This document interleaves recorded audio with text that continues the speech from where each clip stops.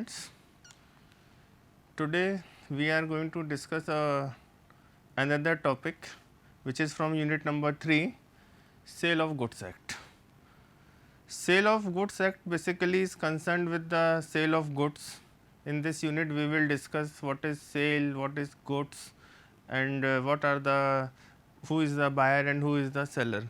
तो ये सारी चीज़ें हम लोग इसी चैप्टर में डिस्कस करने वाले हैं, जो कि unit number 3 sale of goods act second part है हमारा, तो इसको हम लोग डिस्कस करते हैं। चलिए, कॉन्ट्रैक्ट ऑफ सेल। तो ये कॉन्ट्रैक्ट ऑफ सेल क्या होता है? कॉन्ट्रैक्ट ऑफ सेल का मतलब होता है कि किस तरीके से बायर और सेलर के बीच में एग्रीमेंट होता है गुड्स को सेल परचेज करने का, ये कॉन्ट्रैक्ट ऑफ सेल होता है। डेफिनेशन इसकी गिवन है according to section 4 of the sale of goods act. A contract of sale is a contract whereby the seller transfer or agrees to transfer the property in goods to the buyer for a price. यहाँ पे मैंने कुछ चीज़ों को highlight किया हुआ है। Transfer the property in goods to the buyer for a price, ये इंपॉर्टेंट चीज़ है कि ट्रांसफ़र ऑफ प्रॉपर्टी होगा एंड फॉर ए प्राइस होगा। प्राइस को क्यों जैसे हम लोगों ने कंसीडरेशन के चैप्टर में देखा था, कंसीडरेशन में क्या हम लोगों ने पढ़ा था? Something in return. तो कंसीडरेशन की डेफिनेशन थी समथिंग इन रिटर्न, वही चीज़ ये transfer the property in goods to the buyer for a price. There may be a contract between one part owner and another. The term contract of sale is generic term and includes both a sale and agreement to sell. Sale and agreement to sell को बहुत carefully समझना है। Cell का मतलब होता है कि buyer आपके पास आया, उसने प्राइस पे किया और हमने मतलब सेलर ने इमीडिएटली गुड्स को हैंड ओवर कर दिया बायर को। बट एग्रीमेंट टू सेल में क्या होता है कि goods will move from seller to the buyer at a future date. Agreement to sell में जो भी गुड्स है वो सेलर से बायर को किसी फ्यूचर डेट में मूव करेगा। तो सेल और एग्रीमेंट टू सेल बड़े इंपॉर्टेंट कॉन्सेप्ट है। सेल में गुड्स का मूवमेंट इमीडिएटली होता है, प्राइस का पेमेंट हो जाता है, बट एग्रीमेंट टू सेल में गुड्स का मूवमेंट फ्यूचर डेट पे होगा और हो सकता है कि प्राइस का कुछ टोकन अमाउंट इमीडिएटली दिया जा सके। नेक्स्ट है essentials of a contract of sale. Sale की डेफिनेशन पढ़ के आ रहे हैं, उसी से कुछ चीज़ों को एक्सट्रैक्ट किया गया है। Essentials of a contract of sale, contract of sale में किन किन चीज़ों को इंक्लूड किया गया है, क्या क्या बताया गया है। इसेंशियल्स होते हैं movable goods, goods must be movable. अगर कोई गुड्स मूवेबल कंडीशन में होगी तभी वो सेल ऑफ गुड्स एक्ट में कवर होगी। अगर गुड्स की मूवेबिलिटी नहीं है तो वो goods sale of goods act में कवर नहीं हो पाएगी। टू पार्टीज़, ये चीज़ तो हम लोगों ने इंडियन कॉन्ट्रैक्ट एक्ट बेसिक्स में पढ़ी थी कि there must be two parties. यहाँ पे भी टू पार्टीज़ का होना बहुत ज़रूरी है, one is buyer and second one is seller. इसमें लिखा हुआ है two parties, a seller of goods is a bilat, the sale of goods is a bilateral contract, मतलब द्विपक्षीय समझौता है। To execute a sale there must be a buyer and seller. Two parties का मतलब हो गया। Consideration mean something in return, हम लोग डेफिनेशन में कंसिडरेशन चैप्टर में इसको देख चुके हैं, फिर से रिवाइज कर लेते हैं। In order to make a valid contract of a sale of goods the consideration must be in terms of money. यहाँ पे कहने का मतलब है कंसीडरेशन वो होना चाहिए जिसको हम मॉनेटरी टर्म्स में एक्सप्रेस कर सकें, डिनोट कर सकें। अगर मॉनेटरी टर्म्स में नहीं होगा तो हम उसको अकाउंटिंग एंट्री क्या करेंगे, बेसिक सी चीज़ है। वैलिड कॉन्ट्रैक्ट, जो भी कॉन्ट्रैक्ट है वो वैलिड होना चाहिए। जैसे to be a contract of sale it must satisfy all the essentials of a valid contract. आप लोग वैलिड कॉन्ट्रैक्ट के सारे इसेंशियल्स पढ़ के चले आ रहे हैं। There must be two party, there must be consideration, coercion नहीं होना चाहिए, ये सारी चीज़ें आप लोगों ने पढ़ी है वहाँ पे, ठीक है। A valid acceptance, free consent of the parties, a valid and lawful consideration. Free consent के बारे में हम लोग जान चुके हैं कि कोअर्जन नहीं होना चाहिए वहाँ पे, अनड्यू इन्फ्लुएंस नहीं होना चाहिए, मिस्टेक्स नहीं होना चाहिए, ये सारी चीज़ें इसमें कवर हो रही हैं, ठीक है। नेक्स्ट है point number 5, agreement to transfer the ownership, यहाँ पे ओनरशिप का मतलब है सेल और परचेज के एग्रीमेंट में जब सेलर बायर को गुड्स ट्रांसफ़र करता है तो उस सिचुएशन में बायर को गुड्स के संग संग उसका ओनरशिप भी मिलता है। ओनरशिप का यहाँ का मतलब है कि गुड्स से रिलेटेड कोई डॉक्यूमेंट, लाइक आपने किसी शोरूम से एक टीवी खरीदा, अब आपने एक टीवी परचेज किया तो आपने अमाउंट पे कर दिया, देन सेलर ने आपको टीवी सेट हैंड ओवर कर दिया, फिर एक डॉक्यूमेंट प्रिपेयर करते हैं, उसको बोलते हैं इनवाइस। जब तक उसी, और इनवाइस क्या है, इनवाइस में लिखा होता है नेम ऑफ द बायर, किस डेट को बनाया गया, किस टाइम बनाया गया, क्या प्रोडक्ट सेल किया गया, प्रोडक्ट का क्या बैच नंबर था, क्या मैन्युफैक्चरिंग डेट थी, सारी डिटेल्स उसमें मेंशन करी जाती हैं। तो ये होता है यहाँ पे ट्रांसफ़र ऑफ ओनरशिप। और ट्रांसफ़र ऑफ ओनरशिप का मतलब यहाँ पे ध्यान रखिएगा आप लोग, डॉक्यूमेंट ऑफ ओनरशिप, जिसको हम लोग इनवाइस बोलते हैं। आगे डिटेल में पढ़ेंगे टाइप ऑफ इनवाइस क्या होता है, 3 तरह के जब इनवाइस बनाए जाते हैं। नेक्स्ट है method of formation of contract. Method of formation of contract है to make a contract of sale under section 5(2) it must be in writing. ये बात बिल्कुल सही है। आप देखते हैं इनवाइस हमेशा इन राइटिंग होती है। कई बार हम सभी लोग नॉर्मल कोर्स में देखते हैं कि हम लोग अगर ऑनलाइन ऑर्डर प्लेस कर रहे होते हैं तो हमारे पास ऑटोमेटिकली इनवाइस जनरेट होकर हमारे मेल में आ जाता है। तो वो क्या चीज़ है, इन राइटिंग और बाय वर्ड और माउथ और implied from the act of parties. Implied from act of the parties का यहाँ पे मतलब होता है कि ट्रेडिशनल वे में किस तरीके से हम लोग वर्क करते चले आ रहे हैं। नेक्स्ट है difference between sale and agreement to sell. Sale और एग्रीमेंट टू सेल में क्या डिफरेंस होता है, इसको देखते हैं। देखिए, जैसे मैंने आपको बताया कि nature, a sale is an executed contract और एग्रीमेंट टू सेल क्या होगा, एग्जीक्यूटरी। पढ़ते हैं, an agreement to sell is an executory contract. Executed and executive में डिफरेंस समझ लेते हैं। एग्जीक्यूटेड का मतलब वो कॉन्ट्रैक्ट जो आप बायर ने ऑर्डर प्लेस किया, आपने इमीडिएटली उसको गुड्स हैंड ओवर कर दिया और प्राइस ले लिया। एग्जीक्यूटरी कॉन्ट्रैक्ट एग्जांपल देता हूँ, जैसे कि आप कार के शोरूम पे गाड़ी लेने के लिए गए, आप एक पर्टिकुलर मॉडल चूज़ करना चाह रहे थे, बट वो मॉडल उस शोरूम में उस time for the time being available नहीं था। तो आपने क्या किया कि ऑर्डर प्लेस कर दिया, टोकन अमाउंट डिपॉजिट कर दिया और उसने आपको एक इनवाइस जनरेट करके दिया जितना अमाउंट आपने डिपॉजिट किया था, और बोला कि सर आज के 15 दिन बाद या 1 हफ्ते बाद नया लॉट आएगा, तब आपकी गुड्स आपको दे दी जाएगी, तब आप अपने गुड्स को ले लेंगे और रिमेनिंग अमाउंट पे कर देंगे। ये क्या चीज़ है, एग्रीमेंट टू सेल। ऐसा अक्सर होता है, देखा होगा हम लोगों ने, रॉयल एनफील्ड बाइक परचेज़ करनी है, बाइक परचेज़ करने के लिए शोरूम में गए, बट हमको जिस पर्टिकुलर कलर का बाइक चाहिए वो अवेलेबल नहीं था, तो उसने कहा सेकंड लॉट में अवेलेबल हो, तो हम लोगों ने एक ऑर्डर प्लेस कर दिया, नॉर्मल कोर्स में ऑर्डर प्लेस किया। विद इन 1 वीक और 15 डेज़ में जो भी हमारा गुड्स था वो हमारे पास आ गया, शोरूम पे आ गया आई मीन, और हमने शोरूम वाले ओनर ने मुझे इन्फॉर्म किया कि सर आपका मॉडल आ गया। हम गए शोरूम से जाके अपना बाइक कलेक्ट किया, रिमेनिंग अमाउंट पे किया। ये क्या था, agreement to sell. Transfer of ownership, transfer of ownership वही इनवाइस की यहाँ पे बात हो रही है। In case of sale the ownership of the goods is transferred to the buyer immediately, but in an agreement to sell the ownership of the goods is transfer to the buyer at some future date. ठीक है, ये चीज़ हम लोगों ने just discuss करी। Next है transfer of risk. Transfer of risk का यहाँ पे क्या मतलब होता है, ट्रांसफ़र ऑफ रिस्क का मतलब होता है, यहाँ पे एग्जाम्पल की बात हो रही है, for there are certain goods which are in a perishable nature. What does it mean by perishable nature? Perishable nature का मतलब वो गुड्स तो जल्दी ख़राब हो सकता है, लाइक फ्रूट्स। सपोज आप हिमाचल से एक ट्रक एप्पल बाय करके लेके आ रहे हैं, लेकिन रास्ते में वो ख़राब हो सकते हैं, तो ये पेरिशेबल नेचर की यहाँ पे बात हो रही है। तो जब पेरिशेबल नेचर की यहाँ पे बात हो रही है तो ये कह रहे हैं कि ट्रांसफ़र ऑफ रिस्क, सेलर ने गुड्स को आपको दे दिया, हिमाचल में जब आपने एप्पल परचेज़ किए, ट्रक में लोड करा दिया, जब तक लोड करा तब तक बिल्कुल फ्रेश थे, कोई भी एप्पल ख़राब नहीं था, लेकिन रास्ते में जाम लगने की वजह से टाइम पे गुड्स आपके पास नहीं पहुंच पाया और रास्ते में हो सकता है कुछ गुड्स ख़राब हो गया हो।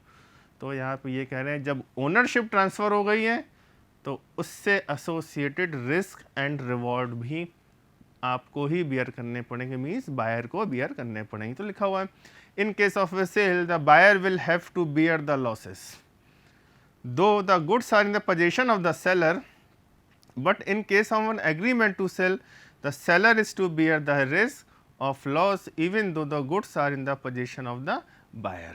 Next है consequences of breach, agreement to sell है तो उसका breach का मतलब होता है अनुबंध भंग करना, जो हमने कॉन्ट्रैक्ट किया है बायर और सेल का, उस एग्रीमेंट को ख़त्म करना। In a sale if the buyer fails to pay the price of the goods, यहाँ पे बात हो रही है कि हमने एक ऑर्डर प्लेस किया, बाइक खरीदने का, रॉयल एनफील्ड बाइक खरीदने का ऑर्डर प्लेस किया, एक टोकन अमाउंट भी डिपॉजिट किया, लेकिन फ्यूचर डेट पे जब हमको डिलीवरी लेने का टाइम आया तो हम फंड अरेंज नहीं कर पाए। उस सिचुएशन में क्या होगा? सिंपल सी बात है, बायर ने जो अमाउंट पे किया है वो अमाउंट जब्त हो जाएगा, इम्पाउंड हो जाएगा, किसके द्वारा? सेलर के द्वारा। वही लिखा हुआ है in a sale if the buyer fails to pay the price of the goods और if there is a breach of contract by the buyer, the seller can sue for the price even though the goods are in his possession. Normal ऐसा right है, लेकिन ऐसा कोई करता नहीं है। जब गुड्स मेरे पोजेशन में तो अननेसेसरी क्यों हम लीगलिटी में फंसे जाके, तो नॉर्मली कोई करता नहीं, लेकिन राइट होता है बायर के पास में, सॉरी सेलर के पास में। In an agreement to sell if there is a breach of contract by the buyer the seller can only sue for damages and not for the price even though the goods are in the possession of the buyer। ये दोनों के बीच का difference है। अब cell of goods act का सबसे important component है goods. ये गुड्स क्या होता है? ध्यान से डेफिनेशन देखेंगे, एग्जाम्स में सबसे ज़्यादा क्वेश्चंस गुड्स से रिलेटेड बनते हैं, डिटेल्ड डिस्क्रिप्टिव क्वेश्चंस भी और शॉर्ट क्वेश्चंस भी बनते हैं। डेफिनेशन देखते हैं according section 27 of the sale of goods act, goods means every kind of movable property. जो भी गुड्स मूव कर सकती है वो सब कुछ गुड्स की कैटेगरी में कवर है, other than actionable claim and monies. जो आपकी पॉकेट में मनी है, भले ही आप वो मूव कर सकते हैं, वो गुड्स की कैटेगरी में कवर नहीं होता है। And include stock, share, growing crops and grass. कहते हैं स्टॉक्स मतलब जो आपकी शॉप में गुड्स डेली यूज़ में जो आप सेल परचेज कर रहे हैं वो सब कुछ तो स्टॉक्स की कैटेगरी में कवर होता है। शेयर्स यानी कि जो शेयर्स आप सेल परचेज कर रहे हैं वो भी गुड्स की कैटेगरी में कवर होते हैं, तभी तो उसके ऊपर जीएसटी चार्ज करते हैं वो लोग। ग्रोइंग क्रॉप्स जो पीक फसल में जो खेत पे जो फसल लगा हुआ है, ग्रास घास, and thing attach to or forming part of the land which are agree to be served before sale or under the contract of sale. यहाँ पे ध्यान रखिए ग्रोइंग क्रॉप्स एंड ग्रास के केस में वो तब तक गुड्स नहीं है जब तक उनके अंदर मूवेबिलिटी नहीं आ जाती। मूवेबिलिटी कब आएगी? जब उस क्रॉप को, ग्रास को हम लोग अपने फील्ड से, खेत से काट लेंगे। The goods which form the subject matter of a contract of sale may be either existing good and future goods. Existing goods का मतलब है जैसे आपने कॉन्ट्रैक्ट ऑफ सेल किया, सपोज आपको मोबाइल परचेज करना था, सेलर के पास गए, शॉपकीपर के पास गए, आपने एक पर्टिकुलर डिज़ाइन का मॉडल उनको ऑर्डर किया, बताया, उन्होंने दिखाया, आपको चूज़ किया, आपने इमीडिएटली गुड्स पेमेंट किया और मोबाइल परचेज कर लिया। फ्यूचर गुड्स का मतलब क्या है? आप स्पेसिफिक मॉडल लेना चाहते हैं किसी पर्टिकुलर मोबाइल का, लेकिन वो शॉपकीपर के पास अवेलेबल नहीं, तो उन्होंने कहा सर आप एक हफ्ते बाद आइएगा, दैट मीन वो फ्यूचर गुड्स की कैटेगरी में कवर हो जाता है। डेफिनेशन ध्यान रखिएगा, goods every kind of movable property is goods other than actionable claim and money or and include stock, shares, growing crops and grass. ये ध्यान डेफिनेशन रखिएगा। नेक्स्ट है टाइप ऑफ गुड्स। अलग अलग तरह की गुड्स होती हैं। एग्जिस्टिंग गुड्स, एग्जिस्टिंग गुड्स का मतलब होता है वो गुड्स जब कॉन्ट्रैक्ट ऑफ सेल किया गया उस टाइम वो गुड्स अवेलेबल थी। मैं बार बार एग्जांपल देते हैं चला रहा हूँ आपको। इसके बाद दो पार्ट उन्होंने, स्पेसिफिक गुड और जेनरिक गुड। मतलब स्पेसिफिक गुड्स लाइक आप किसी कपड़े के शोरूम में गए, आपने बोला सर मुझे एक्सेल साइज़ की शर्ट चाहिए, दैट मीन्स आपने अपना स्पेसिफिकेशन बता दिया, मुझे एक्सेल साइज़ की स्लिम फिट में लाइट ब्लू कलर की शर्ट चाहिए, आपने स्पेसिफिकेशन डिस्क्राइब कर दिया, वो स्पेसिफिक गुड्स हो गए। And generic goods, generic goods का मतलब क्या होता है? आप गए टीवी के शोरूम में, गए मैं टीवी परचेज करना चाहता हूँ, किस टाइप का टीवी मैं देख रहा हूँ अभी फाइनल करता हूँ, दैट मीन जेनरिक गुड्स। ठीक है, means goods identified and agreed upon the time of contract of sale. ठीक, आगे नेक्स्ट बढ़ते हैं फ्यूचर गुड्स। फ्यूचर गुड्स का मतलब है कि गुड्स अभी अवेलेबल नहीं है, वो फ्यूचर में बन के तैयार होगा। आप जैसे जॉब वर्क के बारे में आप लोगों ने सुना होगा, जॉब वर्क का मतलब है जैसे सपोज आपको अपने मकान के लिए गेट बनाना है, बड़ा सा लोहे का गेट बनाना, आपने डिज़ाइन बताया, तो डिज़ाइन बनाने का स्पेसिफिकेशन के अकॉर्डिंग वो चीज़ तैयार करी जाएगी, तो वो फ्यूचर गुड्स होगी जो फ्यूचर में बन के तैयार होगी। These are the goods which a seller does not purchase at the time of the contract but which will be manufactured और प्रोड्यूस्ड और acquired by the seller after making the contract of sale. Contingent goods, ये भी तरीके का आप समझ लीजिए future goods का ही टाइप है। These are the goods the acquisition of which by the seller depend upon a contingency, और कंटिंजेंसी का मतलब क्या होता है, ऑन विच, जिस पे ये कॉन्ट्रैक्ट हमारा डिपेंड करता है।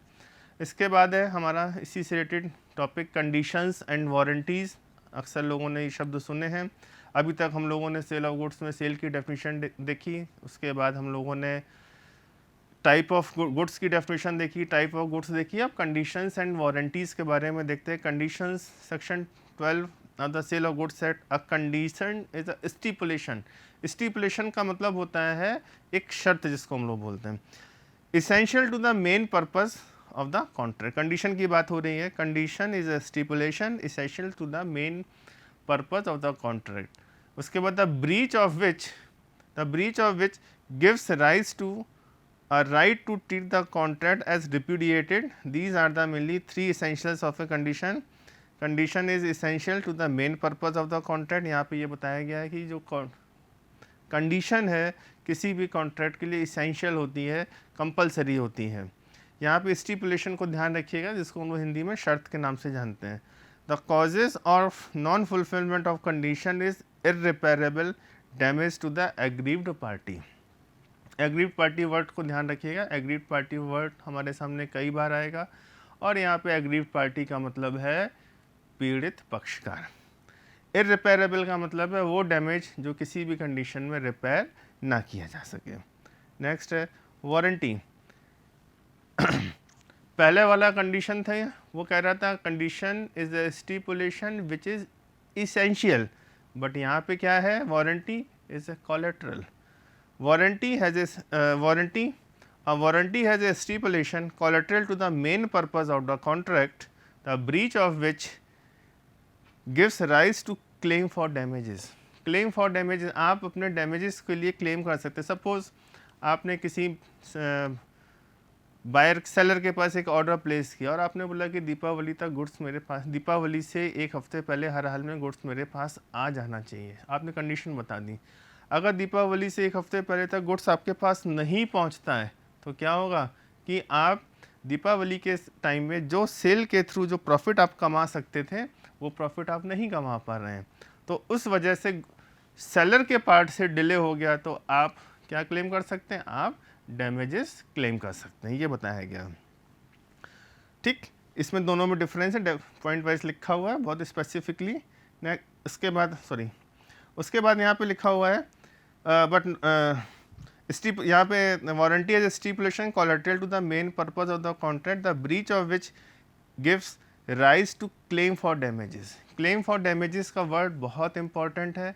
क्लेम फॉर डैमेजेस का मतलब क्या होता है, जैसे मैंने जस्ट अभी एग्जांपल दिया, कई बार ऐसा होता है कि टाइम बड़ा इम्पॉर्टेंट फैक्टर होता है किसी भी चीज़ में। अगर टाइमिंग हमारी सही नहीं है, हमारी का मतलब हमने गुड्स के लिए एक ऑर्डर प्लेस किया और सेलर या सप्लायर उस ऑर्डर को विद इन टाइम पूरा नहीं कर पाते हैं, तो उस सिचुएशन में सेलर को या बायर सेलर से डैमेजेस क्लेम कर सकता है, लेकिन सू भी कर सकता है। लिखा हुआ है like condition the warranty is to be fulfil three essentials such as warranty is a collateral. Collateral का मतलब होता है एडिशनल। कंडीशन था, इसेंशियल था। कंडीशन इसेंशियल्स दोनों ही हैं, कंडीशन भी इसेंशियल है, वारंटी भी इसेंशियल्स है। लेकिन कंडीशन जो था वो एक ऐसे, देखो फिर से हम लोग कंडीशंस के बारे में देखते हैं। कंडीशन वो था essential to the main purpose, हमने जो पर्पस लिया वो हमारा पूरा होना चाहिए। लाइक मैं थोड़ा सा एक और एग्जांपल देता हूँ। एक शॉपकीपर है जो रिटेलर है, वो एक इलेक्ट्रॉनिक्स के शोरूम पे गया और बोलता है कि सर मुझे एक डीप फ्रीजर चाहिए जिससे कि मैं गर्मी के सीजन में अपनी आइसक्रीम्स को स्टोर कर सकूं। और मुझे उसने स्पेसिफिकली बोल दिया मुझे ऐसा डीप फ्रीजर दीजिएगा जो -20 टेम्परेचर मेंटेन कर सके। तो क्या था, essential to the main purpose. Buyer ने सेलर को बता दिया था कि आप हमको -20 डिग्री टेम्परेचर मेंटेन करने वाला डीप फ्रीजर दीजिए। तो इसेंशियल कंडीशन थी। वहाँ पे क्या था कि अगर बायर ने -20 का कंडीशन रखा हुआ है तो सेलर की जिम्मेदारी है कि उसको ऐसा फ्रीजर दे जो -20 का फ्रीजर टेम्परेचर मेंटेन करता होगा। नहीं मेंटेन करेगा तो क्या होगा, डैमेजेस पे करने पड़ेंगे। और या डैमेजेस से बेहतर है, यहाँ पे लिखा हुआ था रिप्यूडिएट द कॉन्ट्रैक्ट का मतलब होता है कि वो कॉन्ट्रैक्ट को, अनुबंध को भंग कर देगा, छोड़ देगा। और वारंटी के केस में क्या है कि वो डैमेजेस क्लेम करेगा। ये चीज़ बड़ी इसेंशियल है, इस चीज़ को यहाँ पे ध्यान रखिएगा।